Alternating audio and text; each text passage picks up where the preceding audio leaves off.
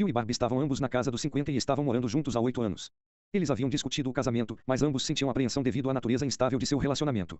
Após alguns meses de aconselhamento de casais, Jill começou a absorver a ideia de que todos os problemas no relacionamento podiam não vir de Barbie. Ele começou a olhar para sua própria postura e começou a controlar seu comportamento.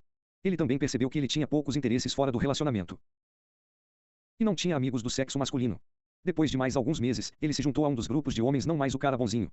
Mesmo quando Jill começou a olhar para seus próprios problemas e os padrões de vida ineficazes, ele continuou procurando a chave e tornar Barbie melhor.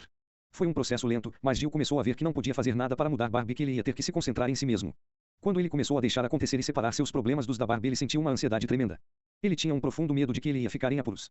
Ele também acreditava que Barbie não poderia lidar com seus problemas sem a ajuda dele. Com o apoio do grupo, Jill se rendeu. Ele veio a perceber que ele era adequado, independentemente de seu relacionamento com Barbie. Para sua surpresa, seu relacionamento começou a melhorar. Como ele deixou acontecer tentando resolver seus problemas e separado do seu humor, Jill descobriu que tinha menos frustrações e ressentimentos. Ele até começou a ver Barbie como um presente para ajudá-lo a trabalhar através de seus problemas com seu pai irritado. Um ano depois, ele anunciou para o grupo de seus homens que ele e Barbie haviam estabelecido uma data para se casar.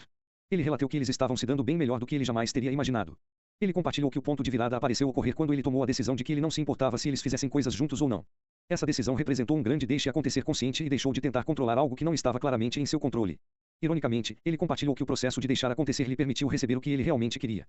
Atividade de libertação. Jogo da velha 18. Pense sobre um dom do universo que você inicialmente resistiu, mas agora pode ser visto como um estímulo positivo para o seu crescimento ou descoberta. Existem elementos presentes semelhantes em sua vida agora dos quais você precisa se render. Compartilhe essas informações com uma pessoa segura. Viver na realidade ajuda caras bonzinhos a exigirem seu poder pessoal. Caras bonzinhos tentam controlar o seu mundo através da criação de sistemas de crenças sobre pessoas e situações que não são baseadas na realidade. Eles, então, agem como se essas crenças fossem precisas. É por isso que o seu comportamento muitas vezes parece ilógico aos observadores externos. Les, um homem modesto de quase 40 anos, teve um breve romance com uma colega de trabalho. Durante a sua sessão de terapia inicial, perguntei Les por que ele achava que tinha um caso. Eu não sei, ele respondeu, eu acho que eu só queria um pouco de atenção. Eu continuei a perguntar-lhe como ele expressava sua raiva contra sua esposa. Com um olhar intrigado, ele respondeu, eu nunca fico com raiva de Sarah. Significa que vocês dois estão casados há 10 anos e ela nunca fez nada para te chatear. Eu perguntei na falsa surpresa. Ao ouvir Les falar sobre sua esposa, era evidente que ele a tinha em um pedestal. Era igualmente claro que as coisas não iam bem, na realidade, quando se tratava do seu casamento. Quando eu fiz perguntas específicas sobre sua esposa, Les revelou como Sarah ganhou 60 quilos desde que se casaram, recusou-se a cozinhar, estava deprimida, não queria mais ter relações sexuais com ele, o tratava com desprezo, e sentia raiva dele qualquer sem provocação. Apesar de todas estas coisas, Les sustentava que sua esposa era a mulher dos seus sonhos e que ele a amava muito. Nos próximos meses de terapia, eu sempre segurava um espelho da realidade de Les em relação à sua esposa e seu relacionamento com ela. Este foi um processo lento e difícil. Les precisava ver Sarah de uma certa maneira por causa de seu medo de estar sozinho. Voltar à realidade pode representar realizar algo assustador ou difícil. Quando Les começou a enfrentar seus medos de abandono, ele também começou a ver sua esposa de forma mais precisa. Esta mudança permitiu-lhe começar a pedir o que queria, estabelecer limites e expressar seus sentimentos de raiva e ressentimento. Logo se tornou aparente que Sarah não tinha vontade de olhar para seu papel no relacionamento ou fazer qualquer tipo de alteração. Apesar de ter sido doloroso e assustador, aceitando as coisas como elas realmente são, Les tomou a decisão de sair e pedir o divórcio. Voltar à realidade permitiu Les olhar porque ele havia criado o tipo de sistema que exaltava Sarah. Permitiu colocar-lhe numa posição de tomar decisões difíceis, mas realistas. Permitiu-lhe acessar o poder interior que ele precisava para fazer mudanças significativas em sua vida. Isso também abriu a porta para ele encontrar alguém que estivesse disponível a ajudá-lo a criar o tipo de relacionamento que ele queria. Atividade de libertação. Jogo da velha 19. Escolher uma área em sua vida em que você costuma se sentir frustrado ou perdendo o controle. Visualize a situação. É a dificuldade que você está tendo com a situação como resultado de você estar tentando projetar uma realidade que você deseja acreditar que existe. Se você tivesse que aceitar uma realidade nova nesta situação, como você poderia mudar a sua resposta a ela? Expressar sentimentos ajuda os caras bonzinhos a reivindicarem seu poder pessoal. Caras bonzinhos estão aterrorizados com dois tipos de sentimentos, os seus próprios e todos os outros. Qualquer tipo de intensidade faz com que caras bonzinhos se sintam fora de controle. Quando crianças, as coisas se sentidas intensamente convidam tanto a uma atenção negativa ou nenhuma atenção a tudo. Portanto, ele veio a sentir-se mais seguro para definir mínimo firmemente para qualquer emoção que possa atrair muita atenção negativa ou que poderia levá-lo a sentir-se abandonado. Eu lembro-me do início de nosso casamento, quando Elizabeth expressava sua frustração pela minha incapacidade de compartilhar o que eu estava sentindo. Como caras bem bonzinhos, eu via os sentimentos como uma coisa perigosa. Após 30 anos de condicionamento, eu não tinha ideia do que Elizabeth queria de mim. Quando eu comecei a tomar consciência dos meus sentimentos, muitas vezes eu os mantinha para mim mesmo. É quase cômico o quanto é raro se passar pela cabeça de um cara bonzinho dizer à sua parceira o que ele está sentindo. Em uma ocasião surpreendi Elizabeth quando eu compartilhei com ela um sentimento que eu tinha abrigado por algum tempo. Por que você não me contou quando você sentiu isso? Ela questionou. Irei melhorar isso, eu respondi da maneira típica de um cara bonzinho. Rodeei 2 semanas para voltar a falar sobre meus sentimentos. Eu frequentemente ouço caras bonzinhos racionalizando a retenção de seus sentimentos, alegando que não querem machucar ninguém. A verdade é que eles estão protegendo suas próprias extremidades. O que eles estão realmente dizendo é que eles não querem fazer nada que possa recriar as suas experiências de infância. Eles realmente não estão tentando proteger alguém do mal, eles estão apenas tentando manter seu mundo suave e sob controle. Eu frequentemente digo a cara bonzinho: seus sentimentos são apenas sentimentos, eles não vão te matar. Independentemente de saber se um cara bonzinho sente-se ansioso, desamparado, envergonhado, solitário, com raiva ou triste, seus sentimentos não são fatais. O objetivo de ensinar caras bonzinhos a abraçarem os seus sentimentos não é torná-los tranquilos e melosos. Homens que estão em contato com seus sentimentos são poderosos, assertivos e enérgicos. Ao contrário do que muitos caras bonzinhos acreditam, eles não têm de se tornarem parecidos com as mulheres, a fim de ter os seus sentimentos. É por isso que eu defendo que os homens venham aprender sobre os seus sentimentos com os de outros homens. Enquanto não existe uma fórmula ou maneira certa para obter reconexão com os sentimentos reprimidos, os grupos de apoio podem ensinar, modelar e apoiar este processo lento, mas importante. Em certo sentido, um grupo de terapia pode tornar-se como uma família. Neste ambiente, a recuperação dos caras bonzinhos pode contar com o tipo de ajuda para lidar com os sentimentos que nunca estiveram disponíveis para eles enquanto filhos. Uma vez que os sentimentos são muitas vezes confusos, um ambiente de grupo pode representar um local de apoio para se sentirem momentaneamente fora desse controle. Aqui, na recuperação de caras bonzinhos, eles descobrem que não morrerão queimados se o circo pegar fogo. Eles também aprendem que eles não vão murchar e morrer se alguém ao seu redor tiver um sentimento. Sentimentos são parte integrante da existência humana. Ao aprender a linguagem dos sentimentos, a recuperação dos caras bonzinhos pode começar a liberar uma bagagem de vida desnecessária. Quando eles liberam isso, eles experimentam uma energia recém-descoberta, otimismo, intimidade e um entusiasmo pela vida. Esta realidade me encontrou há alguns anos atrás de uma forma muito inesperada. Elizabeth veio a mim um dia e revelou que havia batido em um carro estacionado. Ela se sentia como uma criança um pouco mal e esperou que eu fosse repreendê-la. Mesmo antes que eu tivesse a chance de responder, ela começou a bloquear-me como forma de proteger a si mesma. Eu fiquei com raiva, não por causa do carro, mas na maneira pela qual ela foi me afastando. Eu expresso meus sentimentos de forma clara e diretamente. Sem vergonha ou ataques, eu disse: pare. Com uma intensidade de emoção que surpreendeu a nós dois, eu deixei que ela soubesse que eu não estava se afastando dela e eu não iria aceitar que ela me empurrasse para longe. Eu disse a ela que eu estava sentido pelo carro, mas principalmente eu tinha sentimentos ainda mais fortes sobre a forma como ela estava agindo. Eu disse: deixe-me ter os meus sentimentos sobre o carro, e então vamos trabalhar com isso. Mais tarde, Elizabeth revelou para mim, e a vários de seus amigos, o quanto ela se sentia mais segura quando eu tinha meus sentimentos. Ela foi capaz de ouvir que eu estava chateado por causa do carro, mas eu não achei que ela era uma pessoa ruim e eu não iria abandoná-la. Como resultado, ela se sentiu segura para ficar próxima a mim e ouvir os meus sentimentos sobre o carro. Todo o incidente nos aproximou e desde então temos constituído uma referência para o poder de cura de expressar emoções de forma poderosa e direta. Atividade de libertação: Jogo da Velha 20. Algumas orientações sobre expressar seus sentimentos. Item: não se concentre na outra pessoa, você está me deixando louco.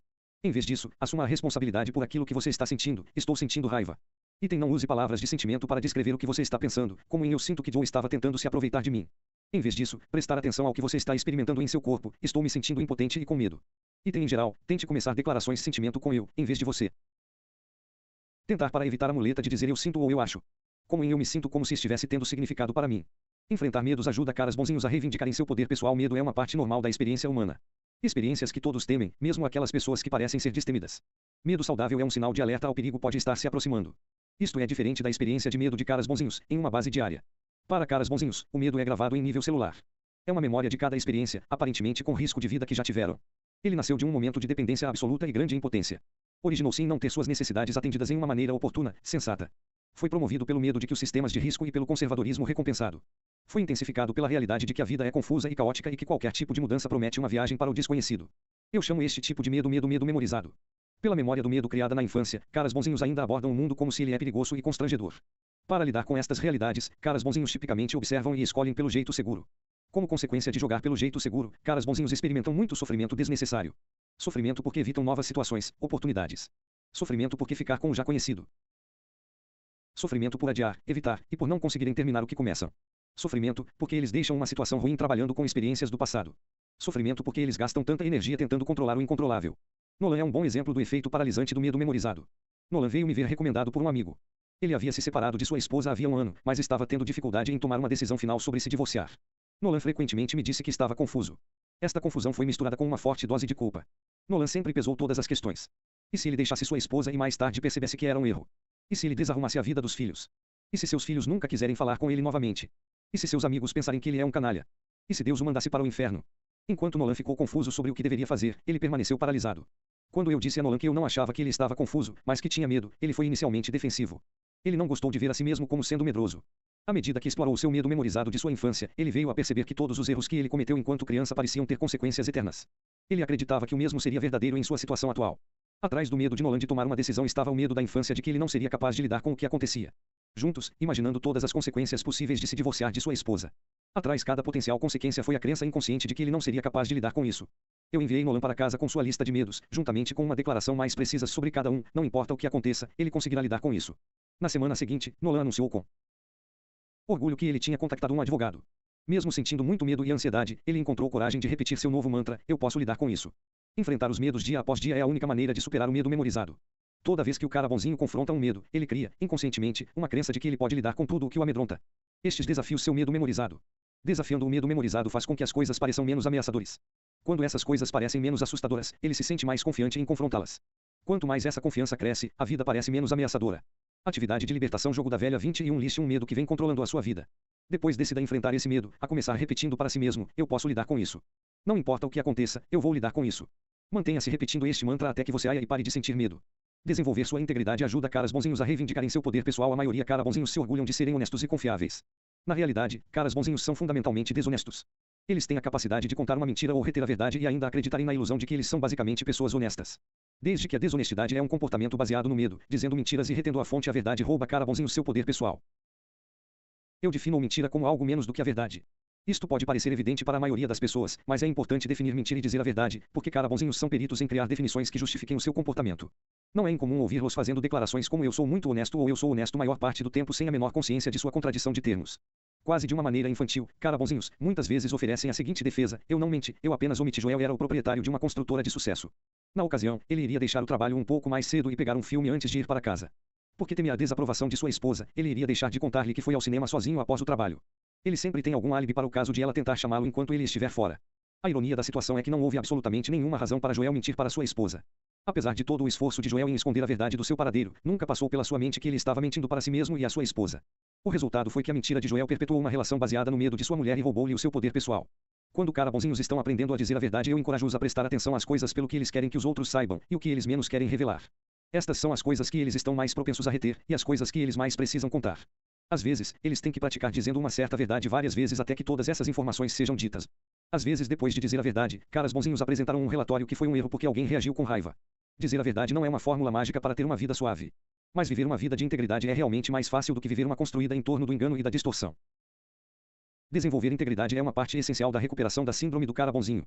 Minha definição de integridade é decidir o que acha que é certo e fazer. A alternativa é utilizar a abordagem da comissão.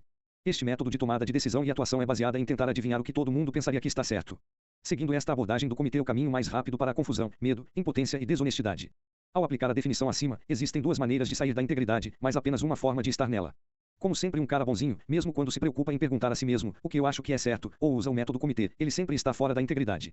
Se ele se pergunta o que ele acredita que é certo, mas não realiza, ele também está fora da integridade.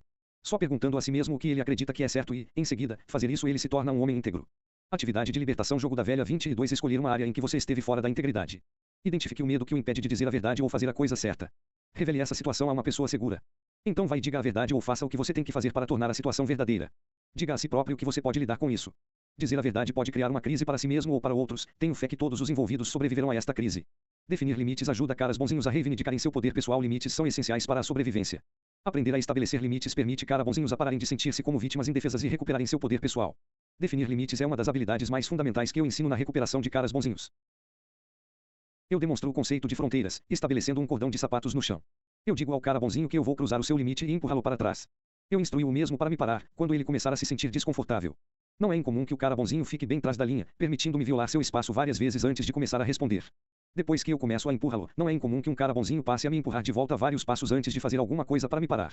Às vezes um cara bonzinho me deixa empurrá-lo até contra a parede. Eu utilizo este exercício como uma demonstração gráfica da necessidade de limites em todas as áreas da vida. Caras bonzinhos ficam geralmente mais confortáveis recuando, dando-nos, e manter a paz. Eles acreditam que se derem mais um passo para trás, a outra pessoa vai sair empurrando, e então tudo será suave. Não é incomum que a recuperação do cara bonzinhos vá um pouco além dos limites quando eles aprendem sobre a definição de limites. Eles têm uma tendência a oscilar de um extremo ao outro. Eles se tornam definidores de limite kamikaze. Eles tentam estabelecer limites com uma marreta ou facão. Eles geralmente aprendem com o tempo que eles só têm de usar a resistência tanto quanto for necessário para que o trabalho seja feito. Com o tempo, eles também aprendem que a definição de limite não é sobre a obtenção de respostas diferentes de outras pessoas, mas sobre a obtenção de respostas deles próprios serem diferentes. Se alguém está desrespeitando limites deles, não é problema da outra pessoa, é deles. Por causa de medo memorizado, caras bonzinhos muitas vezes inconscientemente reforçam muito os comportamentos, eles acham intolerável. Devido ao seu condicionamento na infância, eles ensinam as pessoas em torno deles que eles vão aceitar se tiverem seus limites violados. A recuperação dos caras bonzinhos começa por assumir a responsabilidade de deixar as pessoas tratarem-os apenas como eles tratam e desejam ser tratados. O seu próprio comportamento começa a mudar. Quando eles reforçam as coisas que eles não estão dispostos a tolerar, as pessoas à sua volta têm a oportunidade de se comportar de forma diferente. Isto cria aos relacionamentos uma chance de sobreviver e crescer. Jake, um soldado em seus 20 e tantos, é um bom exemplo de como tolerar um comportamento intolerável